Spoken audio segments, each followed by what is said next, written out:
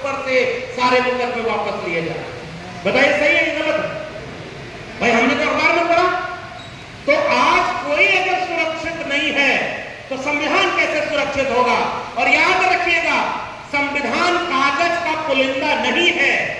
26 नवंबर 1949 को बाबा साहब भीमराव अंबेडकर ने अपने आखिरी संविधान सभा के भाषण में साफ तौर पर इस देश को चेतावनी दी थी कि किसी भी मुल्क का संविधान कितना भी अच्छा क्यों ना हो, अगर उसे लागू करने वाले लोग अच्छे नहीं हुए तो वो कागज का पुलिंदा मात्र बन करके रह जाएगा।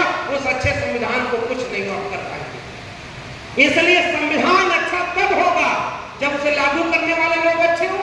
और मैं दिल्ली विश्वविद्यालय में 14 साल प्रोफेसर रहा और अभी दिल्ली विश्वविद्यालय कह रहा था कि हमारे विश्वविद्यालय में मनुस्मृति पढ़ाई जानी चाहिए। ये लड़ाई मनुस्मृति बनाम बाबा साहब के संविधान की है और इसलिए संविधान को बचाने की लड़ाई हम समाजवादियों के कंधे पर है। हमने संविधान का फायदा उठाया है।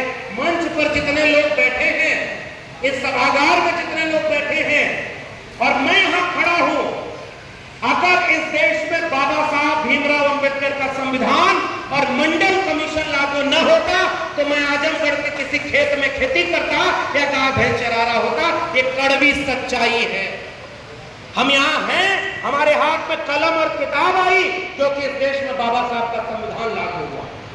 और बाबा साहब अंबेडकर ने कहा था कि बड़ी मुश्किल से एक कारवां यहां तक ले आया, इसे आगे ले जाना और आगे न ले जा पाओ तो यही छोड़ देना, पीछे मत जाने देना।